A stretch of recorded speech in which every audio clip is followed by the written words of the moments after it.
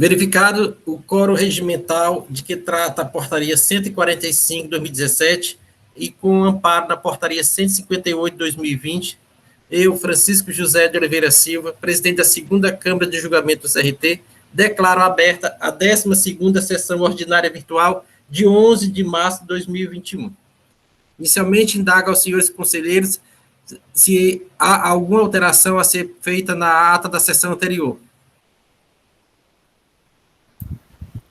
Não havendo nenhuma alteração, declaro aprovada a ata da 11ª sessão ordinária desta Câmara. Indago a secretária Silvana se há alguma resolução para ser disponibilizada para ser assinada. Sim, senhor presidente. A conselheira Elineide enviou 3 resoluções. As do processo 2426/2018, Glasmax, Indústria e Comércio e Serviços de Vidro, 6025/2017, KSB, Comércio e Construções, 2183/2016, SM, Indústria de Minérios. E o conselheiro Carlos Gondim enviou a resolução do processo 331/2018, Companhia Brasileira de Distribuição. Foram essas. Obrigado, Silvana. Então, senhores, as resoluções estarão disponibilizadas para averiguação e depois aprovação. Passando para a ordem do dia, anuncio o processo de recurso 15378/2017, aí 2017 12073, recorrente Mundo Mac Brasil Limitada, recorrido Célula de Julgamento de Primeira Instância. Relatora, doutora Maria Elineide Silva e Souza. Pediram fazer sustentação oral os senhores doutor André Arraes de Aquino Martins e doutor Rodrigo Portela Oliveira. No entanto, eles não comparecerão a esta sessão. Presente também para representar o Estado, doutor Ubiratã Ferreira de Andrade. Com a palavra, a doutora Elineide. Bom dia, senhores. Esse processo da Mundomac, ele já teve aqui na sessão do dia 17 de maio de 2019, onde foi afastada uma nulidade que tinha sido declarada em primeira instância. Vamos ao relato. O presente processo tem como objeto a acusação de vender mercadorias sujeita ao regime de substituição tributária sem documentos fiscais, no exercício de 2013, detectada por meio do levantamento de estoque com a utilização da ferramenta do auditor eletrônico. O agente do fisco aplicou a penalidade prevista no artigo 126 da Lei 2.670/96. Na informação complementar ao auto de infração, folhas 3 e 4, o agente do fisco esclarece que, após o levantamento quantitativo do estoque, via auditor eletrônico e com base na documentação apresentada pelo contribuinte ao fisco, SPED e notas fiscais emitidas e destinadas ao contribuinte, foi apurada a infração. O contribuinte vem aos autos e apresenta defesa tempestiva, argumentando inicialmente a nulidade por afronta ao devido processo legal, a ilicitude das provas, pois utilizou provas obtidas por meio ilícito é vedado, sem qualquer ressalva.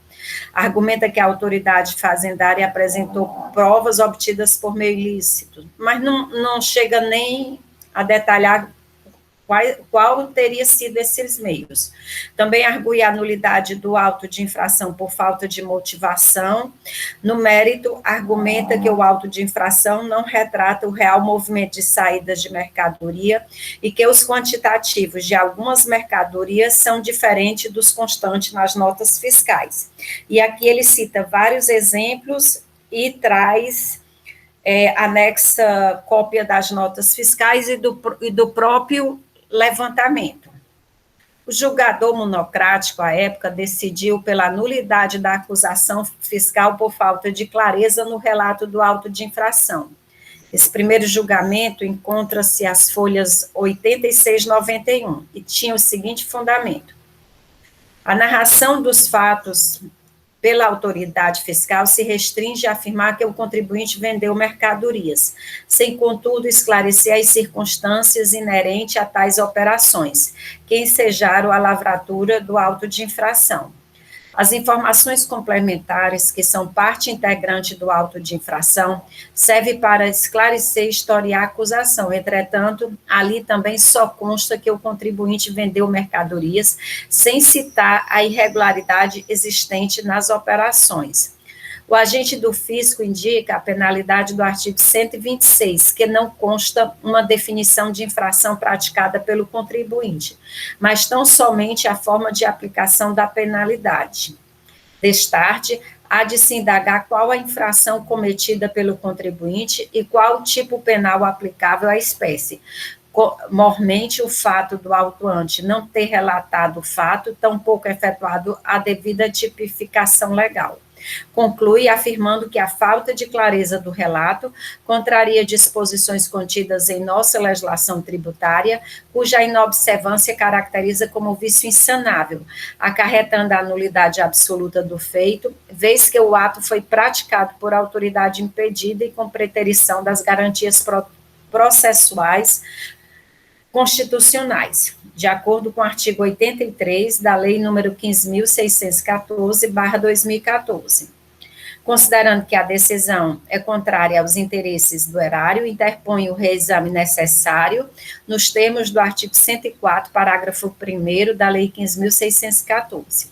O processo é encaminhado à célula de assessoria processual tributária, que emite o parecer 6919, sugerindo o conhecimento do reexame necessário, dar-lhe provimento e retornar o processo à primeira instância para novo julgamento sob os seguintes fundamentos.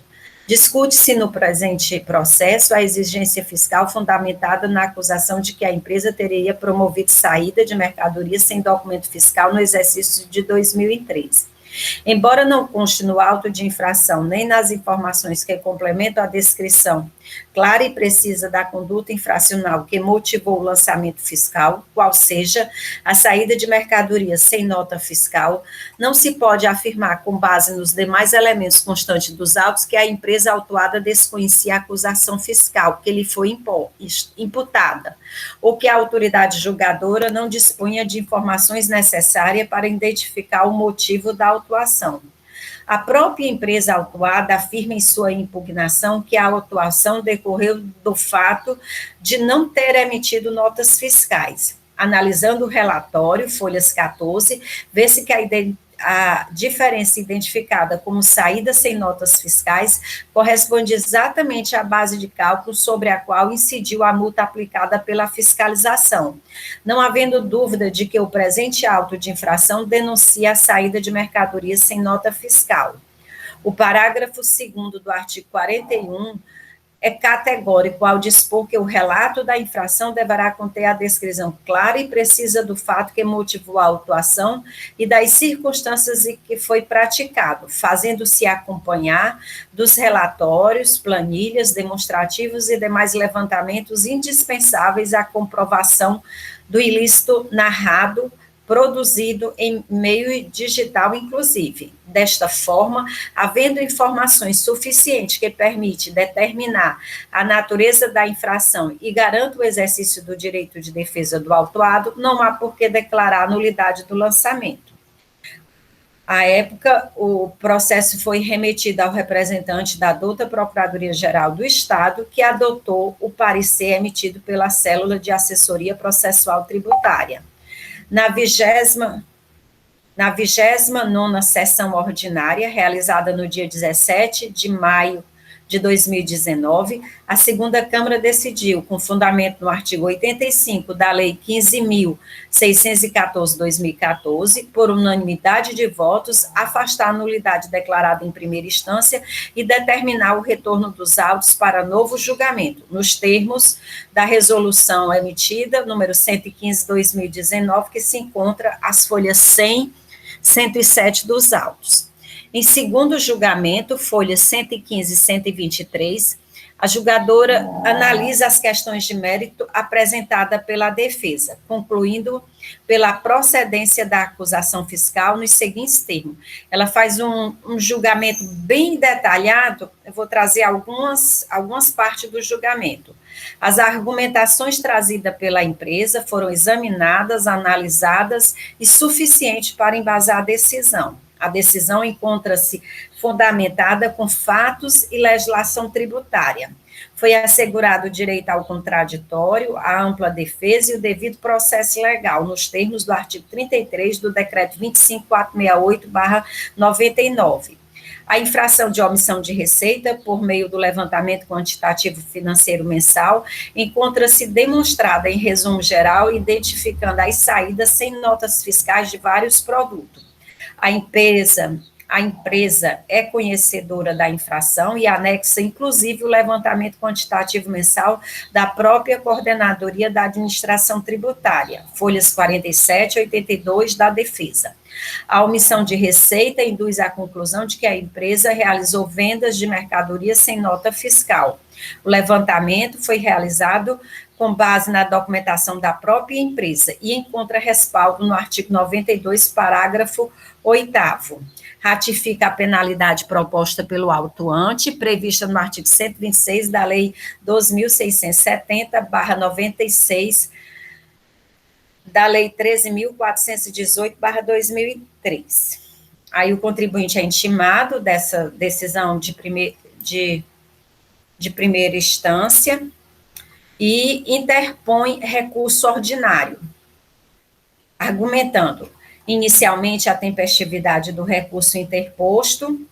Quando do retorno dos autos à primeira instância, a julgadora monocrática julgou procedente, em decisão absolutamente genérica, sem qualquer argumento ou análise em relação aos argumentos apresentados na impugnação, cesseando o direito de defesa e o próprio Estado de Direito ao proferir a decisão sem a devida fundamentação.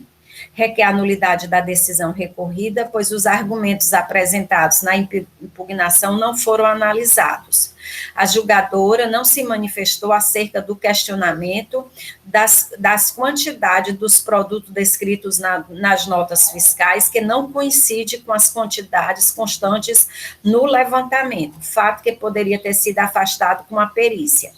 Alega que a não realização da perícia em primeira instância, com um possível julgamento de parcial procedência, retira da recorrente o direito de pagar o valor da multa com reduções. No mérito, argumenta a improcedência da acusação fiscal por erro na apuração do levantamento.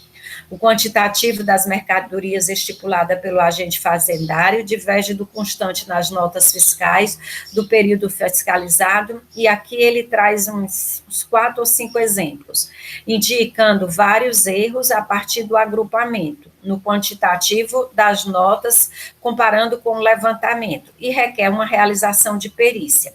Requer também um reenquadramento da penalidade para prevista no artigo 123, 8L da Lei 12.670/96, com alterações da 16.258, considerando que a infração foi apurada a partir de omissões na EFD.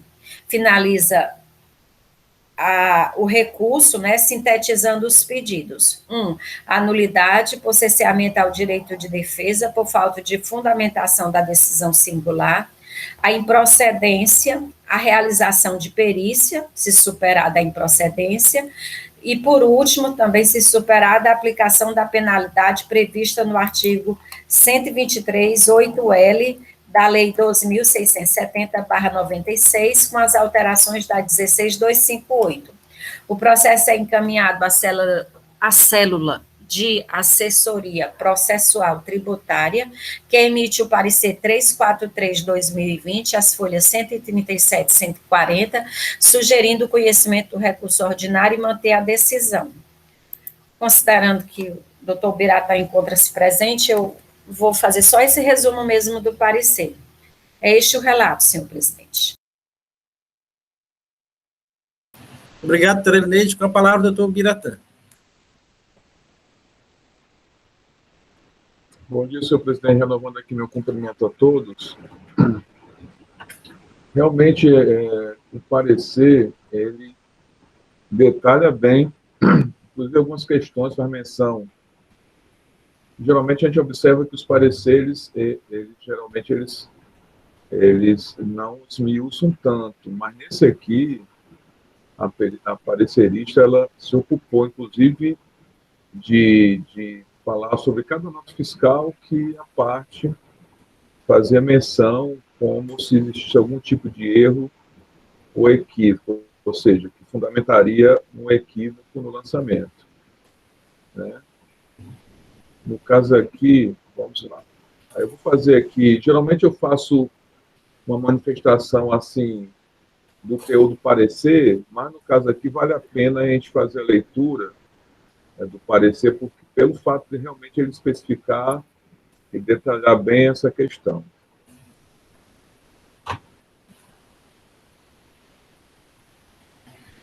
As planilhas fiscais permitiram à defesa apontar os fortes erros no levantamento.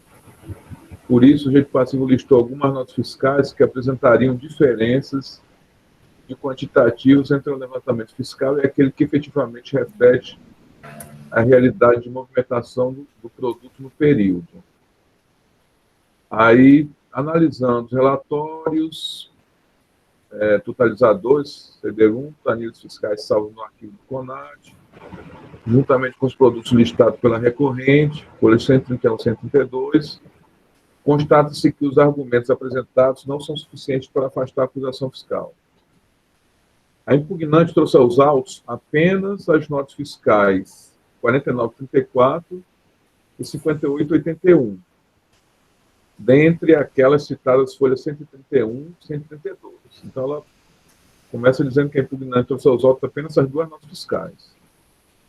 E aí prossegue. A ausência das demais notas inviabiliza verificar a pertinência entre os produtos e os quantitativos descritos pela defesa como divergentes e as planilhas fiscais. Ou seja, só trouxe essas duas, e a ausência das demais inviabiliza essa verificação.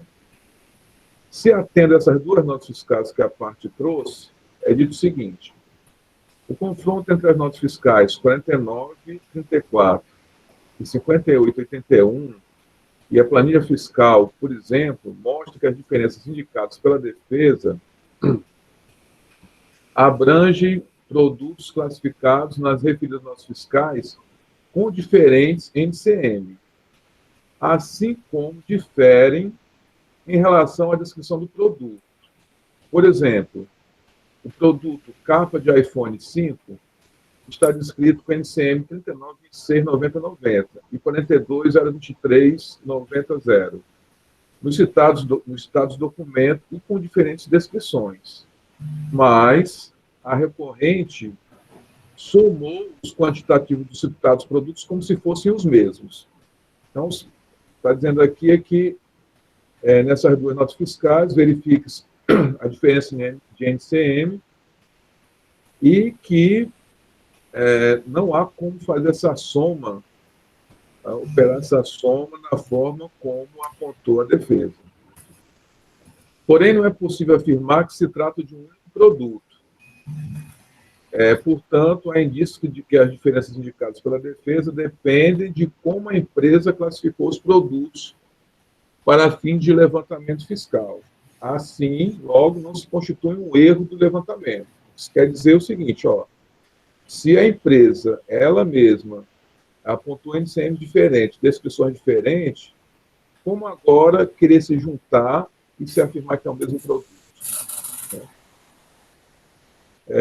Aí, prosseguindo, as notas fiscais 5042, 5872, 4911, 4689, 5499, 299744 foram anexados pelo sujeito passivo. Folhas 30 a 44, porém não foram indicadas divergências na defesa ou recurso. Por sua vez, a nota fiscal 5443 não consta na planilha fiscal, nem foi anexada aos autos. Assim, não há prova de que ela pertence ao período fiscalizado e das divergências indicadas pela defesa. A nota fiscal 258516 não foi identificada no levantamento fiscal. Porém, consta o não recebimento da mercadoria na cópia anexada pela defesa das folhas 30. A conclusão sobre os questionamentos e documentos anexados pela defesa é que eles não são suficientes para afastar a acusação, fato este mencionado pelo julgador singular neste processo, de maneira mais específica nas decisões proferidas nos autos de infração. Aí cita aqui 3 autos de infração e tratar de omissões de entradas e saídas originadas do mesmo levantamento. Esses autos já foram julgados. Hoje, esse auto de infração, esse quarto, que fez parte da mesma ação fiscal, está vindo hoje para análise, mas esses outros 3 já foram apreciados e julgados. Pelo menos é o que está aqui, entendeu o parecer. Me corrija aí depois se eu estiver equivocado. Nesse contexto, afasta a nulidade da decisão singular, o cessamento ao direito de defesa proposta pelo recorrente. E aqui eu vou ser mais breve, mais sucinto, sem me ater à leitura, porque, em tese, o que o parecer expressa é o entendimento de que não há nulidade do julgamento de primeira instância, porque o que a defesa alega? Que o julgador não teria apreciado os seus argumentos, todos os seus argumentos, e, por isso, esse julgamento seria nulo. E aí, a célula de perícia, melhor, a consultora aqui, na verdade, é uma conselheira que está em substituição, ajudando a consultoria, ela alude aqui a diversas razões para afastar essa alegação, né? Entre as quais o fato de que não há necessidade de que o julgador ele se atenha detidamente, esmiuce todas as rebata item por item da defesa, desde que na sua conclusão, no seu entendimento, ele consiga expressar e, digamos assim, delimitar a matéria, né? Dizendo ainda que o direito à ampla defesa foi assegurado, que a matéria era devolvida por órgão colegiado e que, de qualquer forma, tem esse poder, esse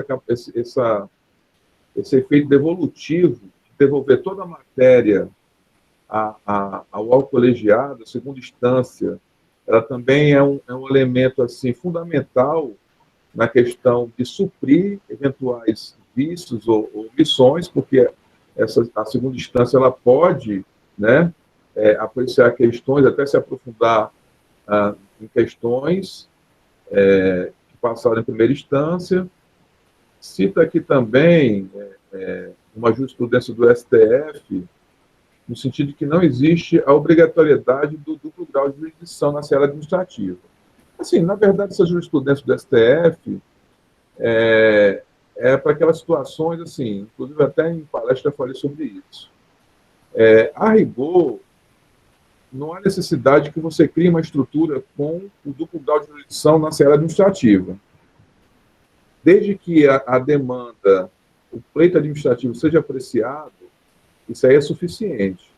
Agora, sim, como o nosso contencioso, ele, na sua estrutura, ele prevê, né, outras instâncias, então, assim, a rigor, eu entendo que esse julgamento ele venha a cair como uma luva no caso concreto, porque a rigor, o que o STF quer dizer é o seguinte,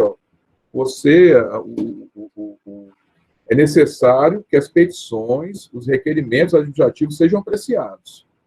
Não há necessidade, não há uma exigência constitucional que haja o duplo grau de jurisdição, que aquela decisão administrativa que venha a ser tomada passe por uma revisão de um outro órgão julgador. Então, isso aí não é uma obrigação constitucional, né?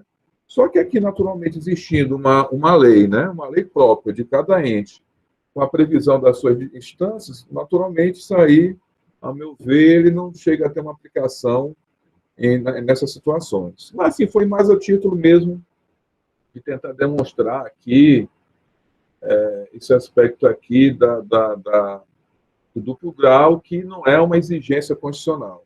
Tá?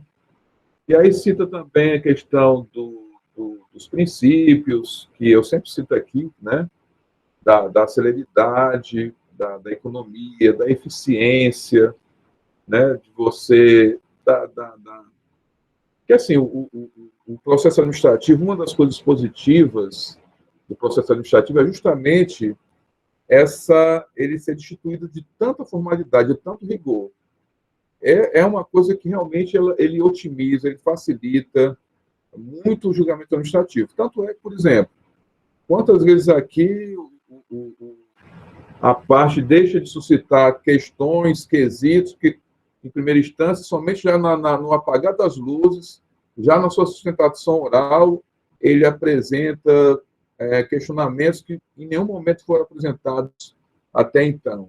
Isso no processo formal, no processo judicial, jamais seria aceito. Seriam questões preclusas.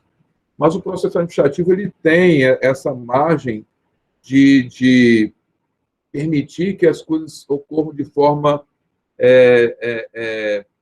mais econômica, no sentido assim, vamos evitar óbices de caráter processual, óbices formais, vamos tentar resolver isso de uma forma célere, sem que haja necessidade de nulificar o processo, sem que necessidade... Enfim.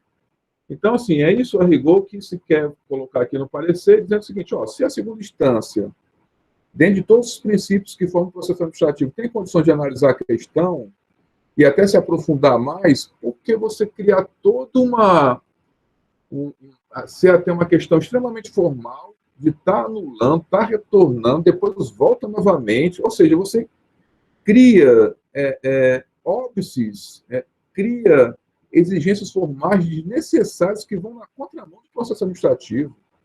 O processo administrativo não precisa ter essa formalidade exagerada. Está entendendo? Assim como você permite que as partes possam, a qualquer momento, arguir questões que não foram arguídas antes, você também pode resolver questões sem necessidade de estar necessariamente voltando o processo para o julgador, às vezes, ter que se expressar sobre algo que, na verdade, já se manifestou, ainda de forma sucinta. E, assim, voltando ao caso concreto, nós entendemos que houve uma manifestação, embora sucinta, dos temas suscitados pela impugnação. Então, se a gente for analisar aqui o julgamento, ele afasta aqui todas as alegações, entra no mérito da questão, entendendo que esses documentos, né, que essas notas fiscais e suscitadas pelo contribuinte realmente não trazem, não provam nada do que ele alega. Então, não podendo sequer justificar uma perícia, não faz essa abordagem mais específica, nota por nota, como fez a consultoria, mas ela, de uma forma geral, disse, não, esses documentos aqui, realmente, eles não se prestam aqui, não são capazes de afastar a autuação fiscal. Então, assim, eu entendo, sim, que houve, embora de forma sucinta e objetiva, mas houve, sim. Não houve ausência de manifestação, mas houve, sim, a manifestação sobre a impugnação.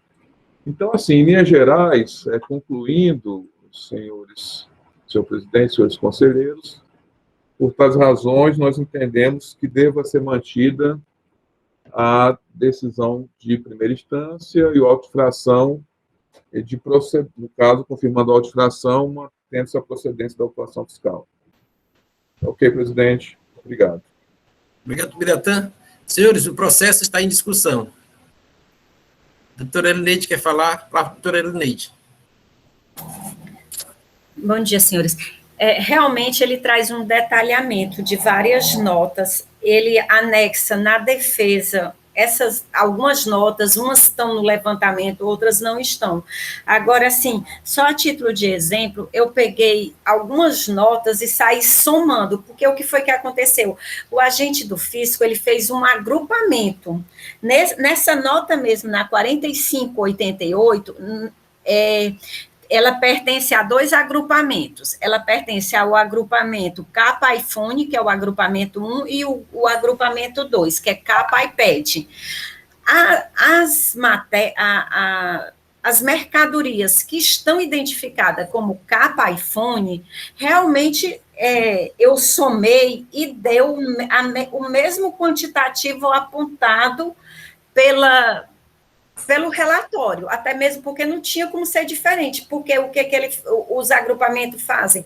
Eles trabalham com a junção de códigos. O que ele poderia ter argumentado, e em hora nenhuma, nem na defesa, nem na peça recursal, é de que alguma coisa deveria ter sido agrupada, pertencido a algum agrupamento e não foi realizado.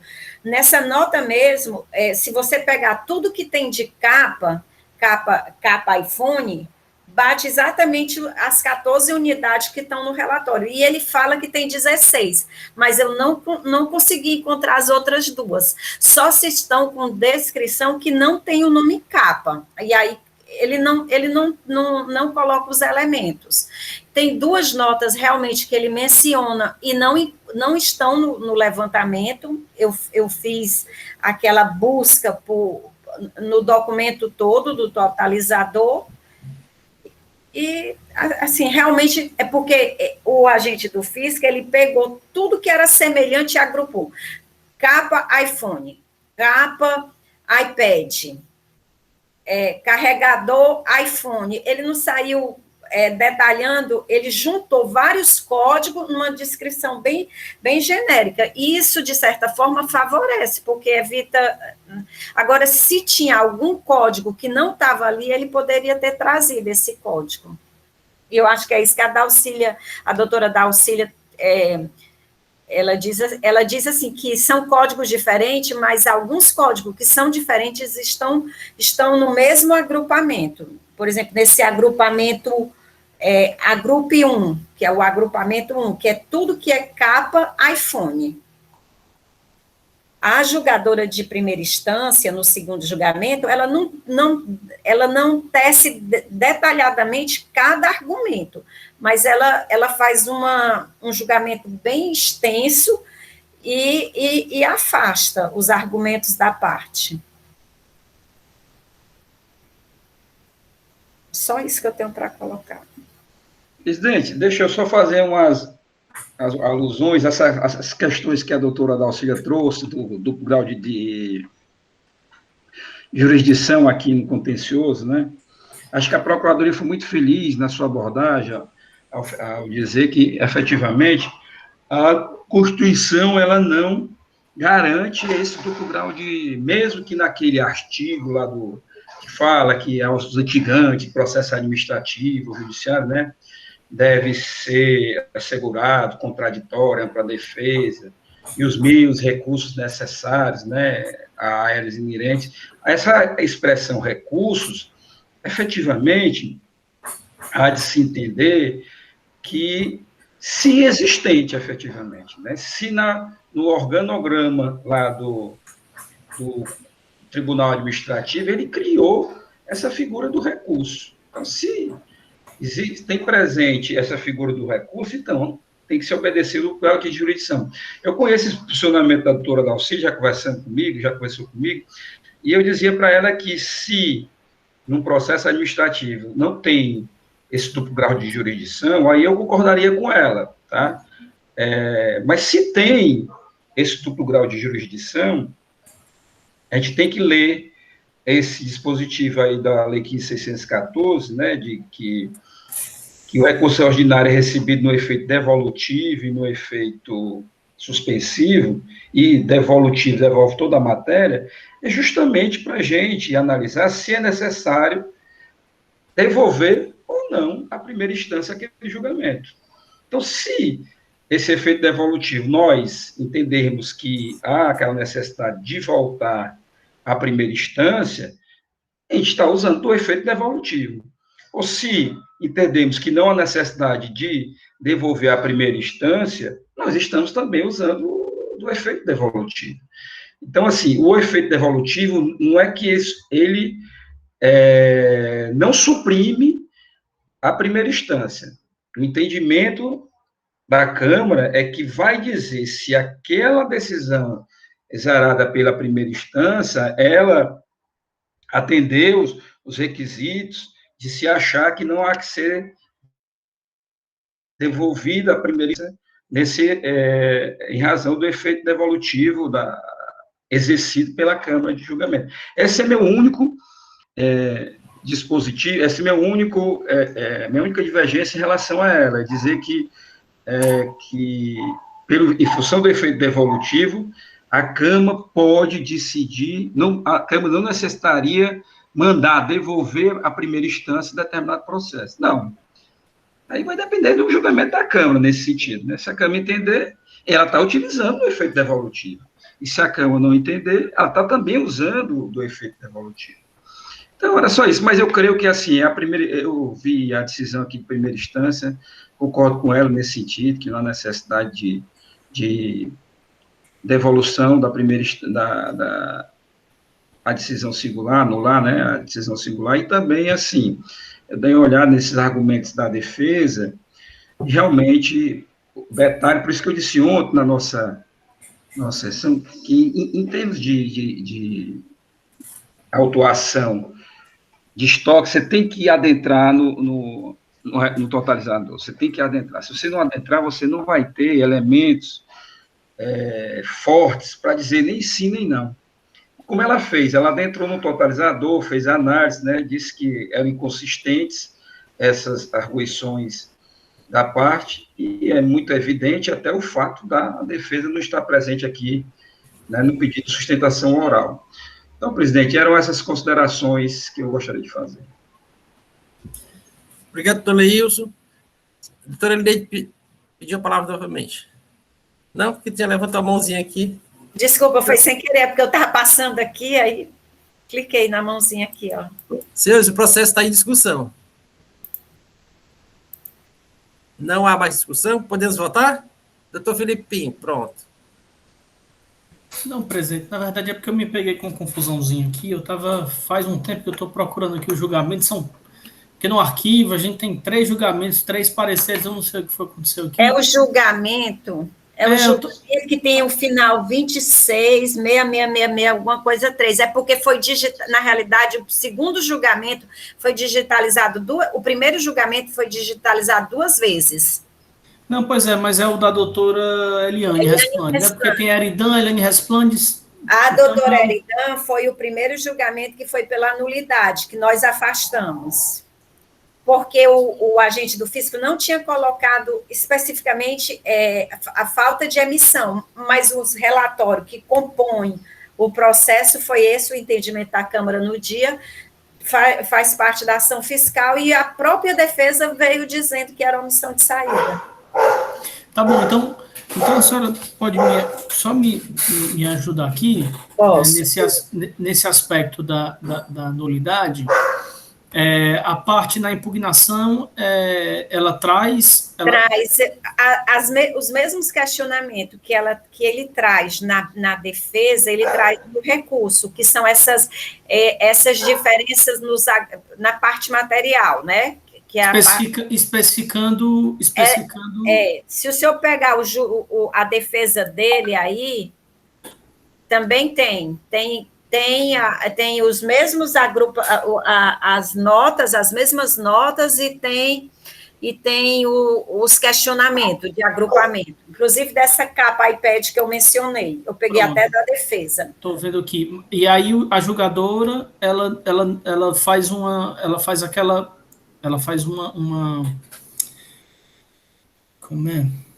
Ela afasta de uma forma genérica esses aspectos, né? Eu diria que ela disse que todos os elementos que estão... Não seria genérica, ela não aborda uma a uma as diferenças apontadas. Ela afasta dizendo que o que tem nos autos são suficientes. Tá bom, não fazendo menção a esse agrupamento que a parte trouxe, especificamente. A esses erros específicos. O senhor tem razão, viu, doutor? Tá certo. Não traz. Tá bom. Só isso mesmo, presidente. E aí eu vou... Os senhores estão aptos a votar o processo? Eu vou só falar um pouquinho, presidente. Não, pode falar então, doutor Felipe Pinho. Sobre a nulidade no caso, né?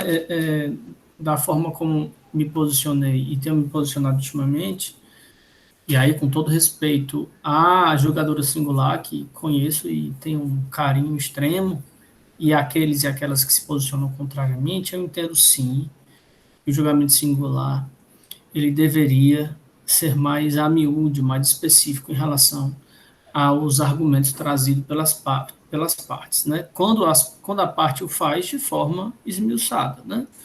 Nós sabemos muito bem que existem alguns pedidos, ou existem algumas impugnações ou defesas recursais que fazem também uma defesa genérica. E aí, nesse momento, o julgamento singular não pode fazer outra coisa senão genericamente também analisar o processo. Mas quando, como o processo de ontem, né, a parte impugnante tece comentários específicos sobre o processo, eu entendo que não poderia fazer outra coisa senão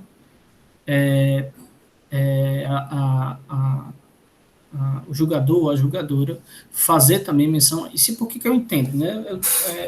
Muito fala sobre celeridade, muito fala sobre, enfim, sobre vários princípios administrativos e processuais importantes, muito caros, mas eu também tenho que falar de outros, né? Como a segurança jurídica e mesmo que não tenhamos aí constitucionalmente a necessidade de um duplo grau de jurisdição na seara administrativa, mas nós temos uma lei que traz essa obrigatoriedade e nós, como jogadores e jogadoras, temos sim a obrigação, como sabemos, de cumprir essa legislação. Então, o julgamento singular, do meu ponto de vista, deve sim trazer, deve se depurar, né, sobre os argumentos que são específicos quando dá impugnação, sob pena de termos sim que retornar ao processo, né, para que nós tenhamos a segurança jurídica, né, muito bem observada. Então, esse é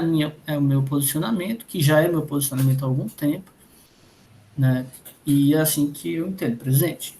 Mas por hora é isso. Obrigado. Obrigado, doutor Felipe. Senhores, o processo continua em discussão. Todos estão aptos a votar? Então, eu vou colher o voto dos conselheiros, começar com a relatora, doutora Neide, com relação à preliminar de nulidade da parte lá de nulidade da decisão de primeira instância. Como vota?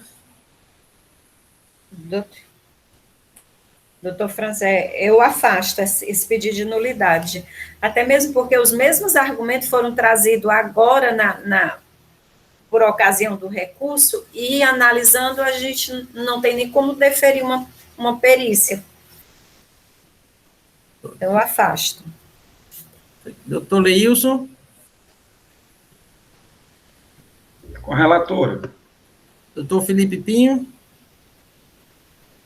Com as venhas de sempre, presidente, eu vou divergir e acatar a nulidade. Doutor Marcos? O primeiro voto divergente, presidente. Doutor Alexandre? Senhor presidente, mantendo a coerência, inclusive, com o processo de ontem, né? Onde a gente votou pela nulidade da decisão da primeira instância, e por analisar aqui o julgamento de primeira instância realmente não encontrar nada que se relacione detidamente com o que foi apontado na defesa, eu acompanho o primeiro voto divergente, senhor presidente. Doutor Henrique? Presidente, acompanha a relatora. Então, a segunda... Concluída a votação, com essa prévia nulidade, segunda Câmara, a presidente verifica empate neste quesito. Com relação a essa matéria, o princípio da ampla defesa contraditória, eu acho um princípio muito caro aos contribuintes, né, e deve ser assegurado. No entanto, né, neste caso concreto, né, até com a análise feita pela assessoria, operação, vejo que as notas fiscais que ele alegou, que se não teria sido, não teria nenhuma pertinência, já ter se contemplado na própria ação fiscal. Então, neste aspecto, eu vou rejeitar essa preliminariedade da decisão de primeira instância, que, ainda que de forma sucinta, a julgadora singular analisou, apreciou. E artigo 93, 11 da 9 da Constituição Federal diz que a decisão deve ser fundamentada, ainda que de forma sucinta, e assim o foi. Então, a preliminar eu rejeito. Presidente, só fazendo menção aqui ao respeito grande que eu tenho à julgadora, tá? Esses cuidados eu tenho, tá bom? Sim, é uma questão realmente de observação do conteúdo da decisão, mas eu gosto muito de manter essa coerência afetiva também, tá bom? Não, tanto a julgadora foi conselheira, é conselheira, quanto a consultora também é conselheira, são dois servidores de uma competência, assim, excepcional. Não estamos aqui julgando a competência delas, são posicionamentos que cada um adota no curso do processo, né? Tá certo? Não fique preocupado com isso. Com certeza, quando diz que ela analisar seu voto, ela sabe que é um voto também técnico, nada de aspecto pessoal. Doutora Elineide, tem mais alguma preliminaridade citada? Não, só perícia, né? Tem perícia, aí o reenquadramento já é mérito. Pronto. Com relação ao pedido de perícia? Doutor Franzé, eu afasto o pedido de perícia porque o levantamento foi realizado a partir de agrupamentos, então os códigos estão agrupados, né? Os produtos estão agrupados por código, então tudo que era, por exemplo, um exemplo específico, capa de celular e capa de iPad, estão num agrupamento só. Então, como a parte não indica erro de agrupamento e sim de quantidade, aí eu afasto. Doutor Leilson?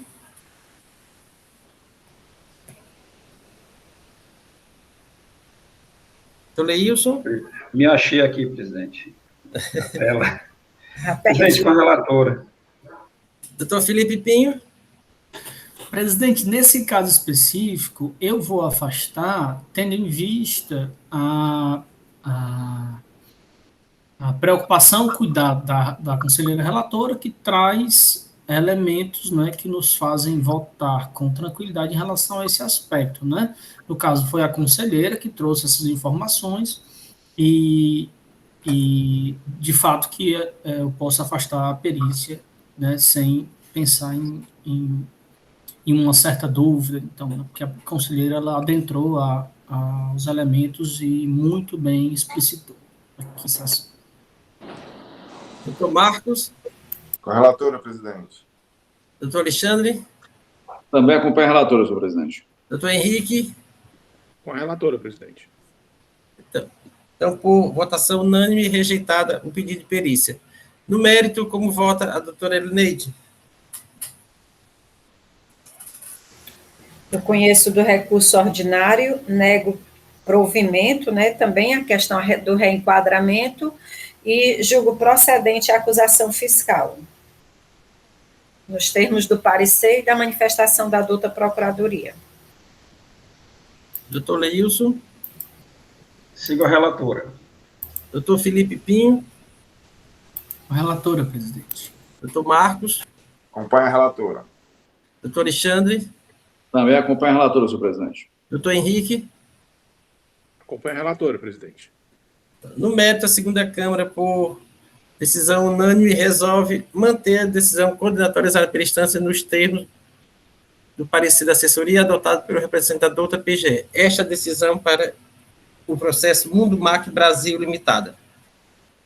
Vamos dar início ao nosso segundo processo de recurso 1777-2019, aí 2018-18363.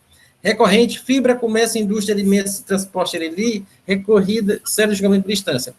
Relator, doutor Marcos Mota de Paula Cavalcante. Os outros processos são da mesma empresa, mas todos tratam de matérias distintas. Com a palavra, o doutor Marcos. Renovando, bom dia a todos. Bom dia, Silvana. Bom dia, presidente. Bom dia, procurador e conselheiros. Se trata aqui do período de infração janeiro de 2014 a dezembro de 2015. onde o contribuinte ele deixou de escriturar as notas fiscais das EFDs no período fiscalizado, no montante de R$ 8.972.031,82, onde nas informações complementares a gente identifica que depois da análise dos livros e documentos fiscais e depois de constatado esse valor na escrituração fiscal dos exercícios fiscalizados, tendo, porém, escriturado todas as operações na sua escrita contábil.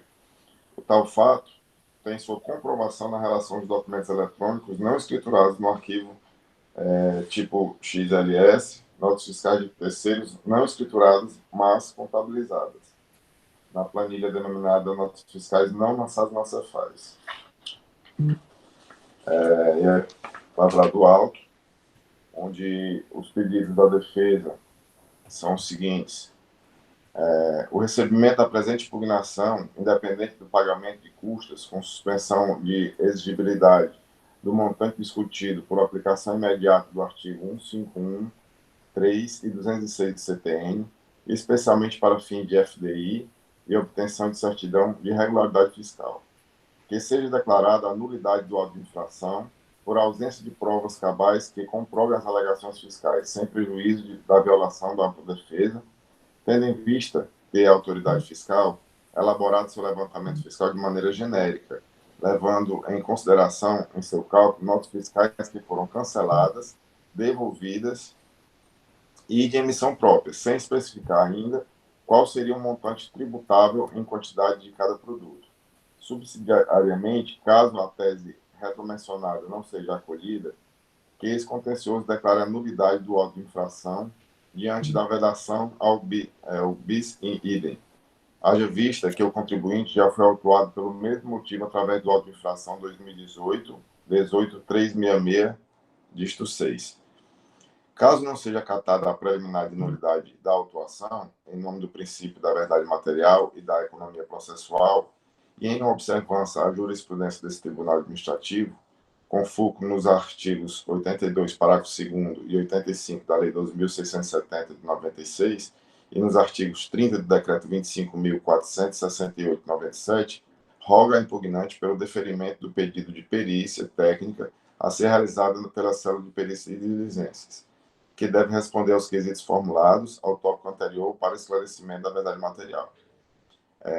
Argumenta no Tatum, caso o presente auto de infração em debate não seja julgado improcedente in totum, por ser nulo, de pleno direito, ou ainda improcedente por inocorrência da infração indicada do mesmo, o que se cogita somente em hipótese necessária seria a redução da penalidade para que se coadune com aquela do artigo 123.8L da Lei 12.670 de 96. Em qualquer caso, o julgamento procedente da impugnação para declarar a nulidade do auto de infração combatido. No julgamento de primeira instância, a julgadora ela rejeita ponto a ponto, preliminarmente a nulidade arguída, uma vez que é o auto de infração que ela cita, que é o outro auto, 2018-18366, foi lavrado sobre esse fato diverso do que aqui se discute, é um outro assunto, outro tema. Para ser nulo, seria necessário que o auto de infração tivesse sido lavrado em duplicidade. No caso presente, o autuante beneficiou a empresa quando aplicou a multa do percentual de 1%, quando o correto seria 10%, por considerar que as operações estavam lançadas na contabilidade da empresa. Em relação ao pedido de perícia, ela acha que a defesa não trouxe nenhuma prova que justifique uma perícia. No que concerne ao questionamento de as notas fiscais canceladas foram levadas em consideração no levantamento fiscal, ela esclarece que todas as operações devem ser escrituradas, inclusive as canceladas. Relativa ao mérito da acusada não efetuar a escrituração referente às notas fiscais a ela destinadas, ela diz o seguinte, que o fato de não escriturar confirma a autuação, uma vez que o flagrante violação disposto do artigo 276-A e seu parágrafo 3º do decreto 24.569, acrescido no artigo 1º do decreto 29.041 de 2007. E em razão disso tudo, ela decide pela procedência no recurso ordinário. Ela reitera todos os pedidos da defesa, né, inclusive as nulidades e a perícia, e reforça também o pedido, caso não seja aceita, a questão da redução da penalidade para o artigo 1238L. A célula de julgamento de primeira instância, ela faz uma decisão diferente em relação às notas fiscais canceladas e devolvidas, né? Fazendo um recálculo, tá? Aceitando a questão dos documentos que foram devolvidos e retirados do cálculo.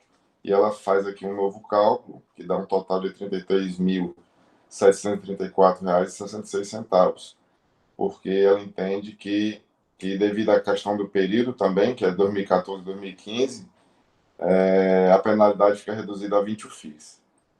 Esse é o relato, presidente. Obrigado, doutor Marcos. Com a palavra, doutor Biratã.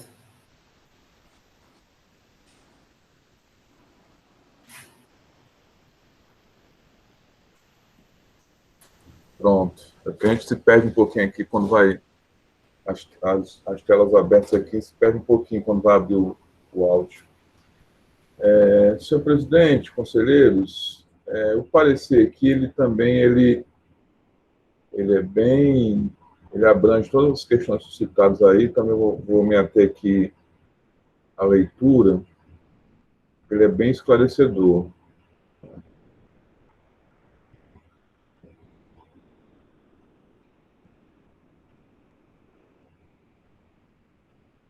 Argumenta o recorrente que não houve falta de escrituração no SPED, mas divergência na escrituração fiscal, que é aquela questão da tese lá das divergências, né? E não falta de escrituração que a gente já conhece aqui. Afirma o recorrente ainda que houve cobrança de duplicidade, considerando que a empresa já foi autuada por este motivo através de outro auto de infração, 2018, 18366, dígito 6. Ocorre que esse auto citado, ele trata de documentos fiscais de entrada que não foram registrados no SPED e também não foram registrados na sua escrita contábil, que é uma situação distinta da presente autuação, vez que os documentos dessa autuação, eles se encontram registrados na contabilidade do autuado. Então, o agente fiscal, ele fez uma distinção. Ele separou dois autos de infração, então pegando aquelas ausências de registro, mas que o SPED, né, mas que se encontravam registrados na escrita contábil, que é o caso presente, e aqueles que não estavam nenhum nem outro, né, nem no SPED, nem na escrita contábil. O que a gente analisa aqui são documentos que, embora não registrados no SPED, estão na escrita contábil. Então, não há essa duplicidade alegada pelo contribuinte. Há também uma solicitação de perícia, alegando aqui que há uma divergência em relação aos volumes de mercadorias adquiridas e vendidas. E aí o parecer esclarece aqui que não se trata de divergência de volumes, está se tratando de falta de escrituração de documento fiscal de entrada. Então, essa verificação aí de volumes, ela é irrelevante aí para poder dirimir qualquer controvérsia que inexiste nesse sentido. Razão pela qual sugere um deferimento de perícia nesse sentido. Por fim, o parecer em consonância com o entendimento da Procuradoria afasta essa aplicação, essa arguição da aplicação 738L, né, que seria a divergência em arquivo de informações, entendendo que realmente se trata de falta de escrituração, e aí a gente já tem esse entendimento já afirmado, que já é conhecido de todos. A mais adiante, ressaltamos que a acusação fiscal trata de fato de escrituração de documento fiscal de entrada de mercadorias sujeita à sistemática da substituição tributária, cujo imposto já foi recolhido, conforme a informação do agente. Nesse caso, se aplicou a penalidade do artigo 126 da Lei 12.670, com a redução prevista no parágrafo único de 1% do valor das operações. Ou seja, como aqui se encontravam escriturados, houve a aplicação do redutor aí para 1%. E aí, com essa redução, o auto redundaria, ficou em R$ 89.720,31 a título de multa. Só que nesse tocante, o parecer ele faz a seguinte observação, que essas infrações, elas têm como fato geradores o período 2014 e 2015. E nesse período, a penalidade para a falta de escrituração de documento fiscal de entrada determinava que, no caso, se restasse comprovado o competente lançamento contábil do documento não escriturado, né, na escrita fiscal, essa penalidade ficaria reduzida a 20 UFIs. E aí, com base nesse entendimento, por se entender que ele é mais benéfico, então sugere que se aplique a penalidade da época. Faz aqui cálculos onde ela pega essa quantidade de documentos não escriturados, subtrai os documentos cancelados de cada exercício e, ao final, ela apura em 2014 o valor de 3 mil, aliás, ela pega o valor da UFIS, 2014, 2015, e no final apura para cada exercício 2014, R$ 20.912 e em 2015, R$ 12.821, dando um total de R$ 33.734,66, portanto, inferior à multa de 1% lançada lá no auto de fração, que foi de R$ 89.720. Então, em síntese, com base nesse entendimento, há uma sugestão aqui de parcial procedência, em razão da multa lançada na inicial, em relação ao qual nós concordamos. Então, são essas considerações, senhor presidente e senhores conselheiros. Obrigado, doutor Biratã. Senhores, o processo está em discussão.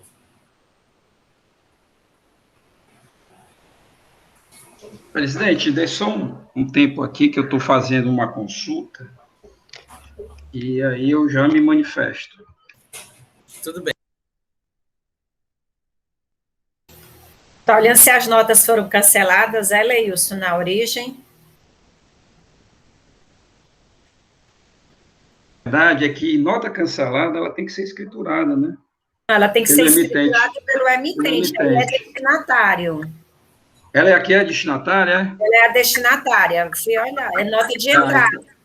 É nota de entrada. Então pronto. Está avenidônio. Então pronto. Esclarecido? Os senhores já estão aptos a votar?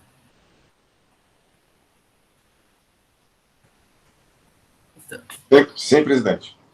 Então, eu vou colocar em votação o processo. Não há preliminar, né, doutor Marcos? Preliminar de nulidade, eu afasto, presidente. A nulidade é por... Deixa eu pegar.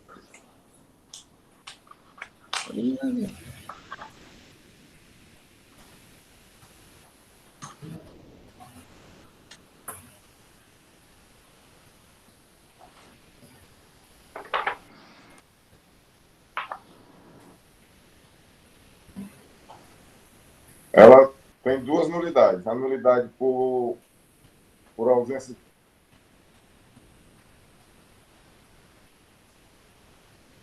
É a questão da violação de ampla defesa, a primeira. Certo. E a outra, o bis in idem. Tá certo. Com relação a essas nulidades suscitadas, vou botar as duas logo em bloco lá. Violação... A faixa, né? Doutor Doutor Marcos é 8. Doutor Henrique? Acompanho o relator, senhor presidente. Doutor Elineide? Com o relator. Doutor Leilson? Relator. Doutor Felipe Pinho? Relator, presidente. Doutor Alexandre? Com relator, senhor presidente. Tem pedido de perícia também, doutor Marcos? Tem pedido de perícia. Qual é o seu pedido de perícia?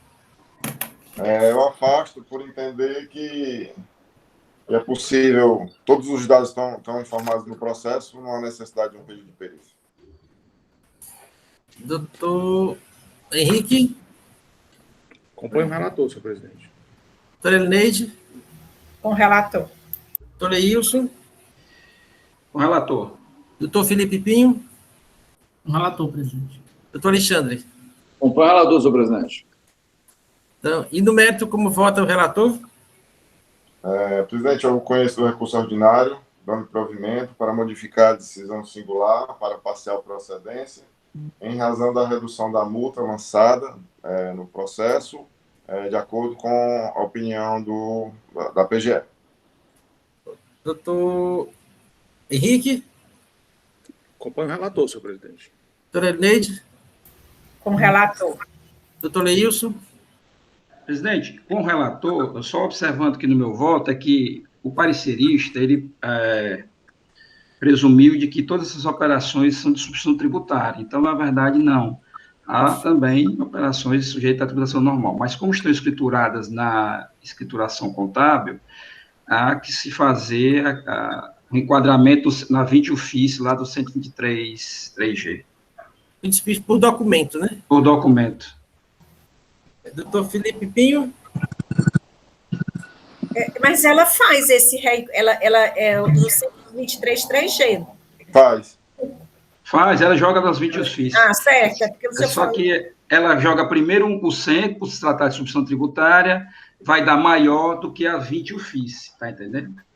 Aí ela aplica o 123 3G da 20 UFIS. Na verdade, era para aplicar direto 123 3G. Exatamente. Ela queria deixar claro que é mais vantajoso para o contribuinte. Porque você tem substituição tributária, você tem normal, mas aí no cálculo as 20 UFIS fica menor do que o 1% da substituição tributária. Esse caso a gente fica naquele limbo, não, né? Naquele choque de legislações? Fica, não? Não, a legislação passada era mais benéfica que a atual. Era mais benéfica. Agora é 1%. É 1% da base de cálculo, agora era 20 UFIS por documento. Você fica em choque com a legislação passada entre dispositivos dela, tá entendendo? Mas como os 20 UFIS é menor e mais favorável ao contribuinte, deve ser ela que deve ser aplicada. Isso.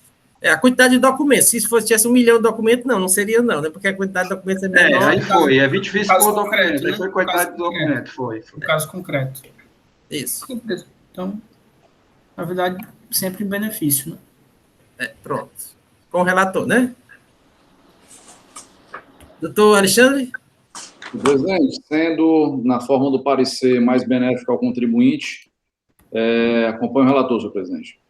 Então, a segunda Câmara, por votação unânime, conhece o recurso, dá provimento em parte para reformar a decisão condenatória primeira instância, decidida pela parcial procedência, conforme o parecer da assessoria adotado pelo representante da douta PGE. Esta decisão para este processo. Senhores, vou dar 9h55, dá um intervalozinho de 10 minutos, no máximo, para retornar. Tudo bem, né? Intervalozinho assim para... Presidente, tendo em vista o horário aí do nosso procurador, não seria bom tirar direto? Estou percebendo que há um cansaçozinho, não tem problema não. Deixa que o retorno seja breve, né? Pronto. Então, 9h55, 10 horas a gente retorna. 5 minutinhos, só para beber uma água. 4 minutos e